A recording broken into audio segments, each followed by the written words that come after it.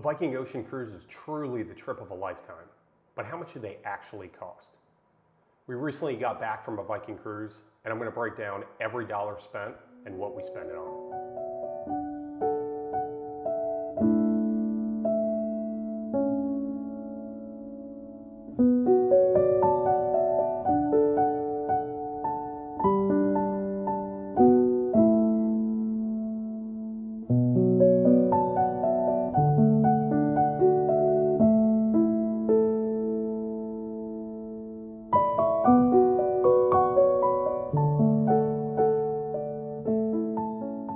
So first thing to consider obviously is what is the actual cruise expense.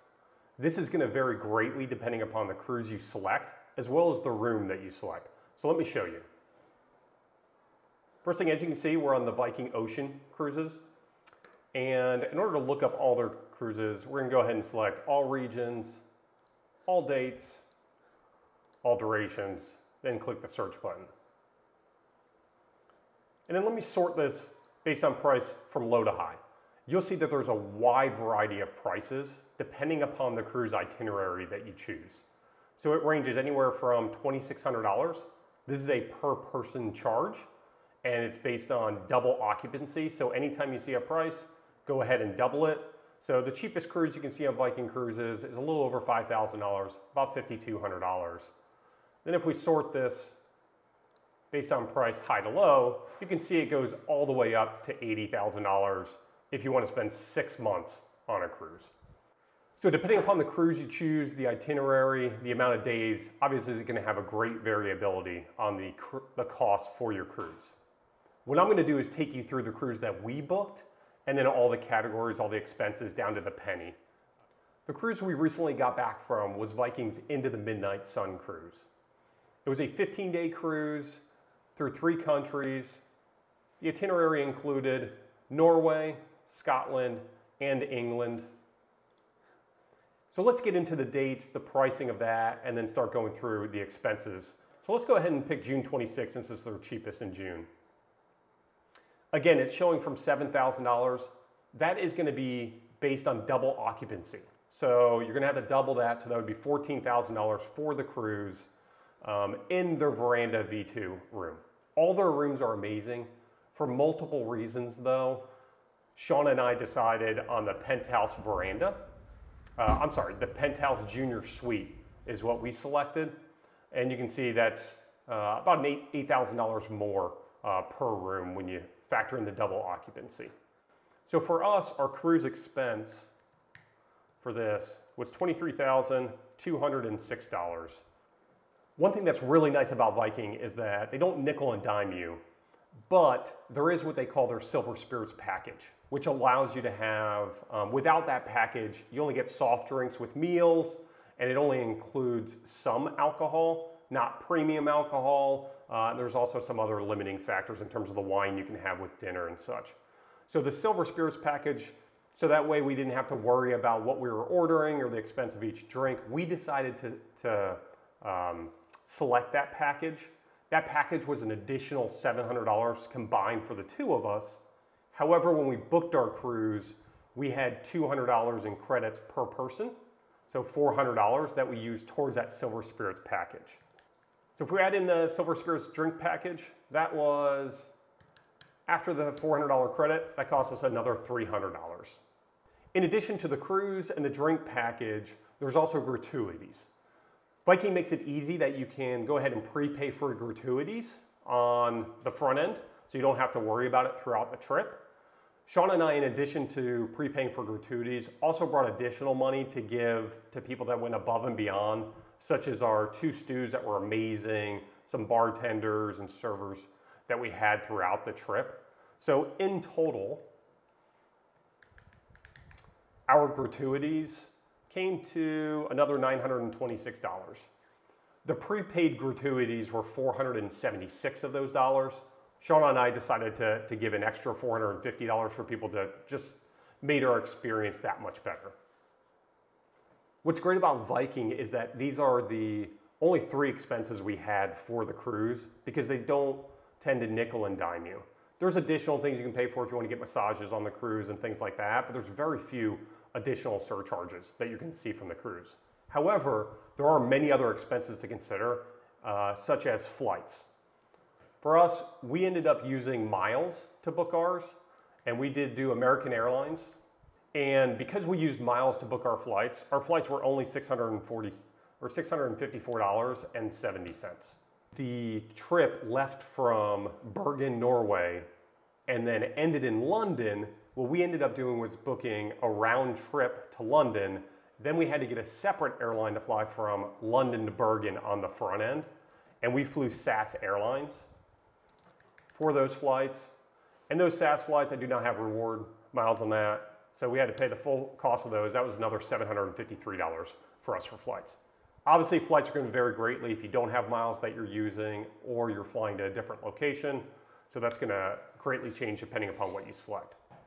Because you don't want to fly the day of, and you likely don't want to fly the day the cruise ends, we ended up adding 5 days on the front end and also 2 days on the back end to explore both Bergen and London separately.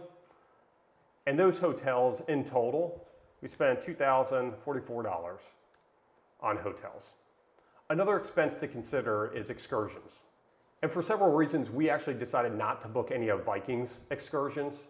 A couple reasons. One, we wanted some private tours in certain locations. And then secondarily, we found that actually booking an excursion through Viking typically almost doubled the cost of that excursion than if we would have just booked directly with the company providing the service. So in Bergen, we ended up going to Bergen Museum and Magic Ice.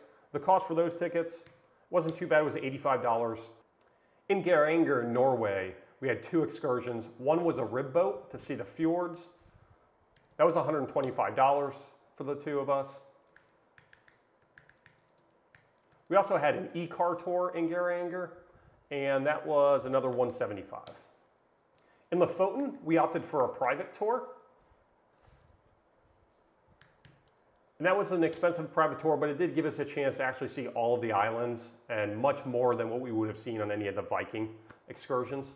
Our next stop after Lofoten was Tromsø. We actually opted to just walk around town, enjoy the time on the boat, and not do any excursions on that day. So the next excursion we had was actually in Honningsvåg, where we did an ATV tour. And that ATV tour was $600. Then in Shetland Islands in Scotland, we opted for a seabird tour. This was a tour you could have booked through Viking. However, it was double the price than if we would have booked directly with another carrier. So we ended up booking directly, and it was only $100. And in the Orkney Islands, we also opted for another private tour, and that one was only $330. And one other factor when you're thinking of excursion costs to consider is, are you going to tip the excursion guides that may go above and beyond for you? And we did bring tip money, so the excursion tips for us were another $400. So let's go ahead and take the total here, $25.35, and bring it over to our excursions. In addition to excursions, we had Ubers to get around Bergen and London, and then also getting to and from the airports, both from our house and then when we got to our different locations. And in total, we spent $282. If you're traveling internationally, you'll want to include an international phone plan. So for both Shauna and I's phone, it was $100 each, so that was another $200. If you're going to add a couple of days or a few days on the front end and or on the back end, you're going to have food, or in our case, we did buy some wine, some alcohol expenses outside of the cruise, which all the food and alcohol is going to be included in your cruise price. So for us outside of the cruise, on food and alcohol, we spent another $993. Next, I'm going to include just a miscellaneous category. We had on our SAS flight, we had to pay for one of our bags. Shauna also got a massage at our hotel in Bergen. Also spent a little bit of money on souvenirs. And for us, what we ended up spending on this miscellaneous category was another $430. And then lastly, anybody who has pets knows that you gotta make sure the pets are taken care of. Because we went on a 15-day cruise and added 7 days on the front and back end, we were gone for a total of 22 days. So our pet sitting fees were pretty high. However, we had somebody actually stay at our house with our 2 dogs and cat, which was great, but it did add another $3,000. So in total, the cruise was a little over $23,000. We could have saved $8,000 by not going for a premium cabin, so that could have saved some money. But in total for us, on the Into the Midnight Sun cruise, we spent $35,324 on the cruise. Before I get into the money-saving tips, if you're looking for more Viking Cruise information, go ahead and subscribe below, and also comment if you have any questions that you would like us to answer in future videos. For your next Viking Cruise, here are 3 tips, and a bonus one, that could help you save money on that next cruise. Tip number 1, pick a cruise destination that has easy flights in and out. It will save you time in travel along with expenses on your flights. Tip number 2, consider saving up those award miles and points to use towards your flights and also towards your hotel. It could save you hundreds if not thousands of dollars. Tip number 3, excursions. Consider booking directly instead of through Viking Cruise. Almost all of the Viking excursions can be booked directly with the excursion companies, and it will save you a significant amount of money. And here's a bonus tip that you may not have considered. If you're traveling internationally, make sure you have a credit card that does not have any foreign transaction fees. Most credit cards will charge 2 to 3% of every single charge when you're traveling outside of your home country. So make sure you have one with no foreign transaction fees.